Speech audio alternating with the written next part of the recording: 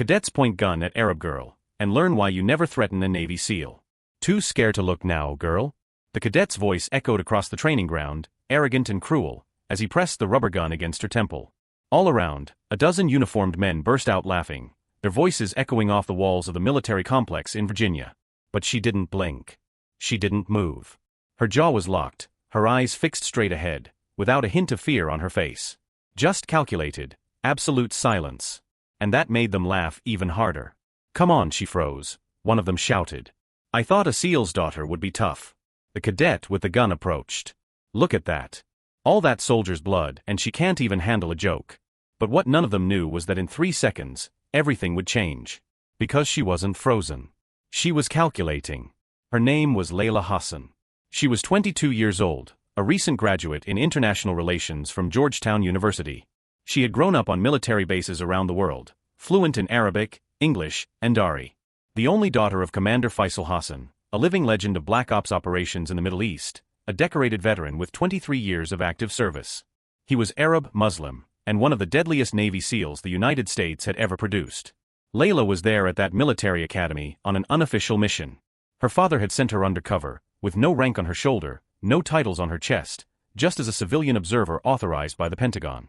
The mission, to assess whether the new generation of cadets had what it took, or if they were just spoiled kids playing soldier. She had remained silent all morning, watching them stumble through basic tactical exercises. Their form was sloppy. Their focus, scattered. But their attitude? Razor sharp. Cocky. Dangerous. And now, one of them had the audacity to point a gun, training or not, at the temple of someone whose father had taught half the instructors at that base how to survive in combat zones. Then she moved. In a single explosive movement, so fast it knocked the air out of the spectators' lungs, Layla stepped back, twisted her body, and drove her elbow into the cadet's wrist. The gun fell. Before it hit the ground, she swept him with her legs, spun him onto his stomach, and placed her knee in the center of his back. His arm was twisted into such a painful position that he screamed like a wounded animal. "Still think this is a game?" she said, her voice sharp as steel. The field fell silent. The other cadets stared, paralyzed. One dropped his water bottle. Another backed away without realizing it. They were trained to respect hierarchy, to memorize procedures. But this was real. This was war born of pure movement. She rose slowly, letting the cadet crawl away, humiliated and speechless. Then Layla turned and faced the group. That was a rubber bullet. If it had been real, you would be scraping brains off your boots. You laugh at discipline. You mock duty. But you forget something.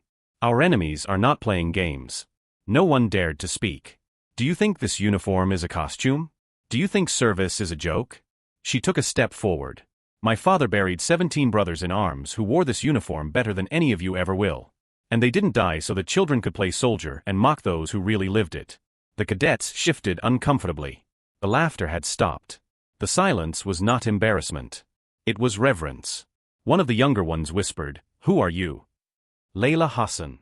Daughter of Commander Faisal Hassan, Navy SEAL, elite troops, classified operations. He is watching all of this right now. Every second has been recorded. Panic crossed their faces. And before entering this academy, she continued, I spent 2 years in the field with my father. Afghanistan, Iraq, Syria. I saw what you only read about in manuals. So when you point a gun at me, even if it's a toy, I react as I was taught. With precision. Without hesitation. The cadet who had pointed the gun was on his knees, visibly shaking.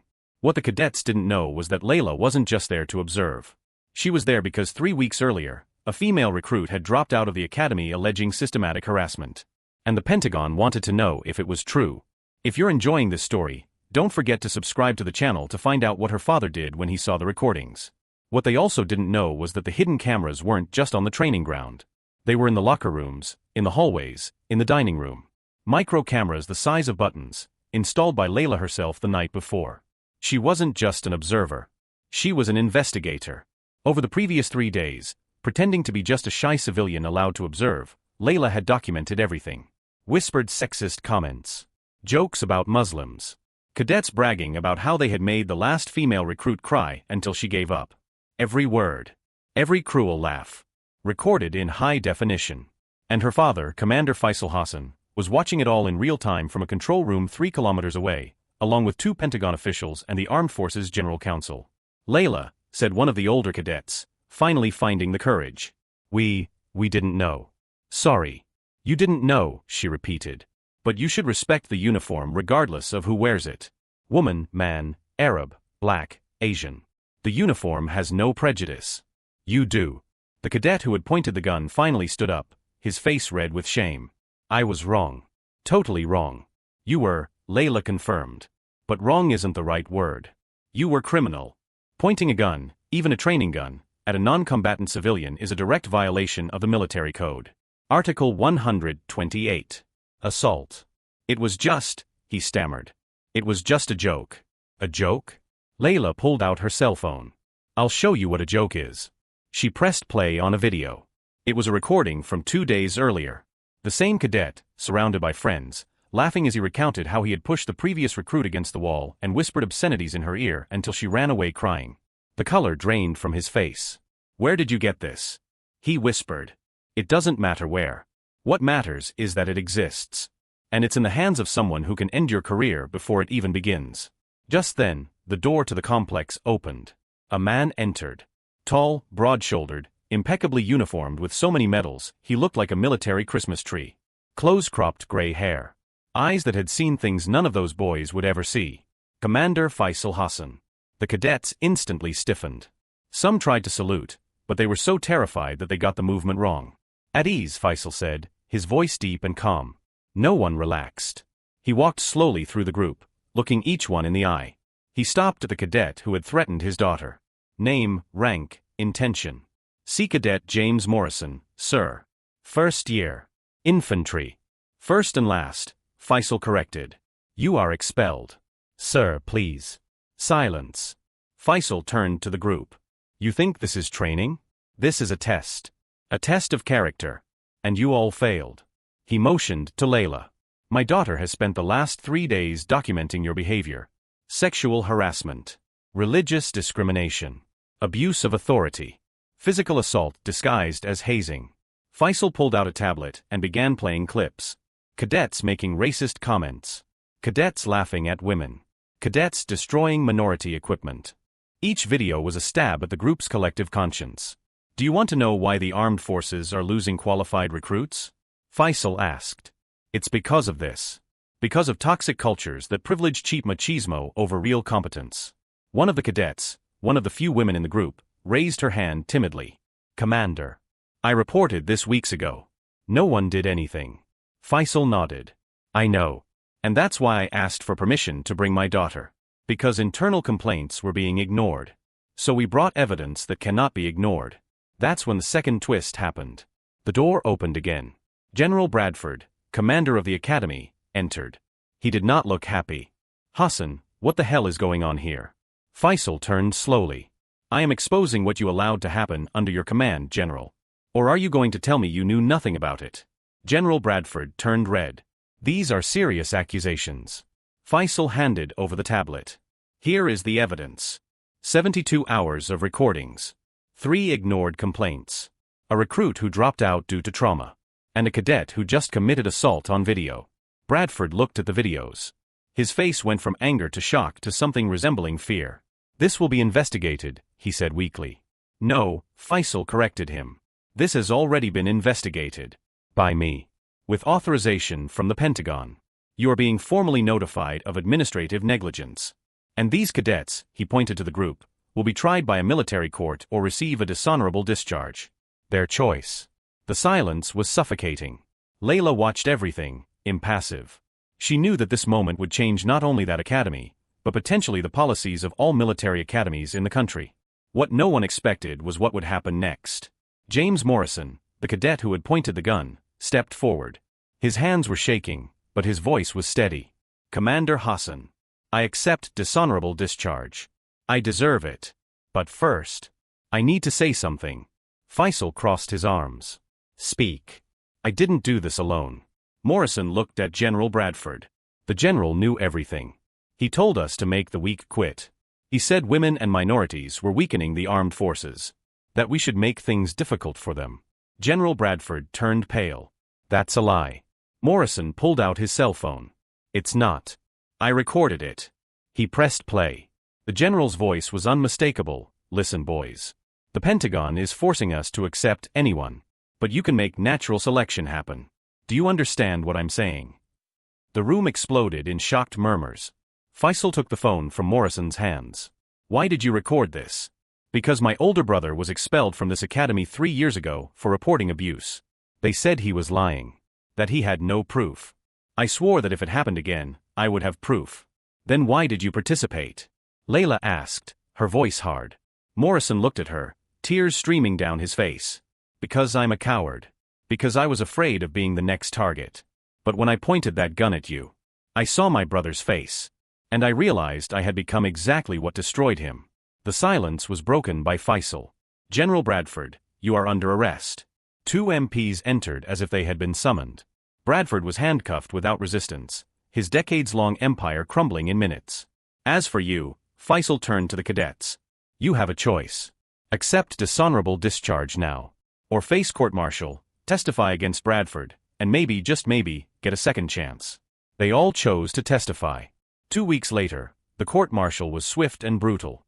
Bradford was sentenced to 5 years in prison for misconduct, negligence, and incitement to abuse.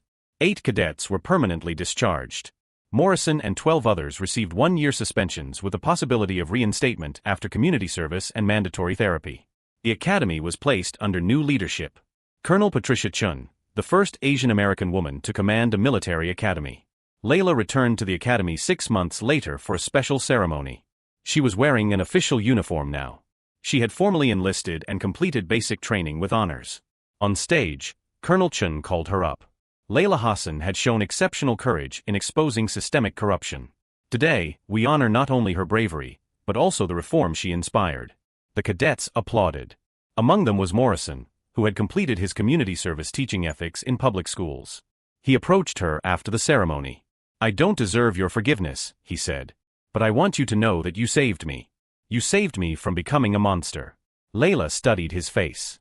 You saved yourself. When you decided to tell the truth. The female cadet who had reported the abuse months earlier was also there. She had returned after the reform. Thank you, she said to Layla. For believing when no one else did. Faisal watched from afar, quiet pride stamped on his face. His daughter had not only survived the test. She had transformed the system. The story leaked to the media. National newspapers covered the reform. The Pentagon implemented new anonymous reporting policies at all academies. Security cameras became mandatory in training areas. But the biggest change was invisible. It was the change in hearts. In the cadets who learned that respect is not weakness. That diversity is not a threat. That a true soldier protects the weak, not torments them.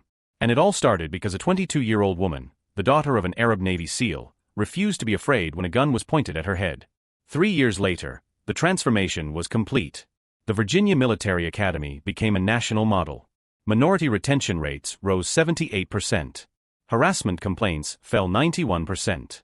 And for the first time in history, more women graduated than dropped out.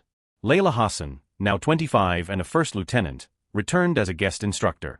She taught hand-to-hand combat tactics and, more importantly, military ethics. In the first class, the new cadets watched her with a mixture of admiration and fear. Everyone knew her story. She was a living legend at that academy. Does anyone know why I'm here? She asked. A female cadet raised her hand. To teach us how to fight, ma'am. Wrong, Layla replied.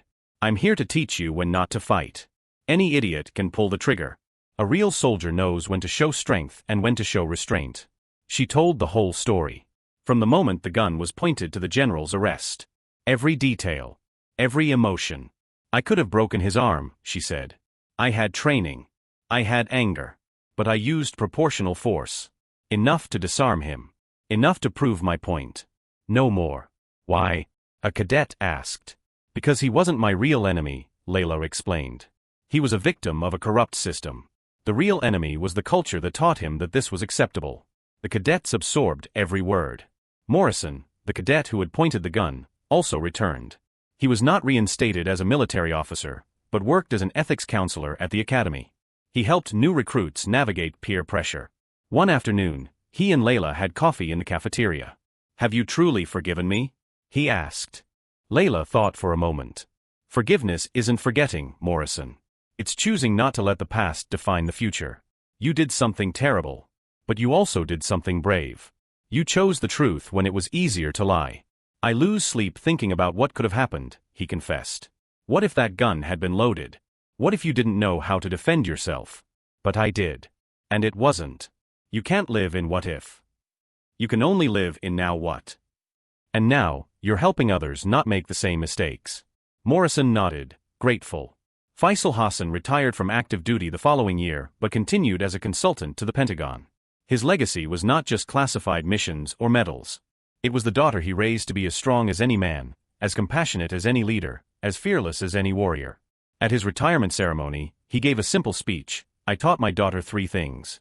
First, respect is earned, not demanded. Second, strength without wisdom is tyranny. Third, the true test of character is not how you treat the powerful, but how you treat the vulnerable. Those present gave him a standing ovation. 5 years after the incident, when Layla was 27, her story was included in military training manuals as a case study on ethical leadership. Documentaries were made. Lectures at universities became routine. But for Layla, the greatest victory was not fame. It was receiving a letter from a 16-year-old Muslim girl who wrote, "Because of you, I know I can serve my country without denying who I am. Thank you for showing that diversity is strength, not weakness." In her last class before leaving for a new mission abroad, Layla left the cadets with a final thought. You will face moments when it will be easier to be cruel than kind. Easier to follow the crowd than to defend what is right. In those moments, remember, the uniform you wear was earned with the blood of people who believed in something greater than themselves. Honor that. Always. She left to deafening applause. The story began with a gun pointed at a young woman's head. It ended with that same young woman transforming an entire system. Not with violence. Not with revenge. But with courage, truth, and an absolute refusal to accept that things have always been this way. Because sometimes, all it takes to change the world is one person willing to say, not here. Not today. Never again. If this story inspired you, subscribe to the channel. Because stories of courage, justice, and transformation deserve to be shared. And who knows, maybe the next story could be yours.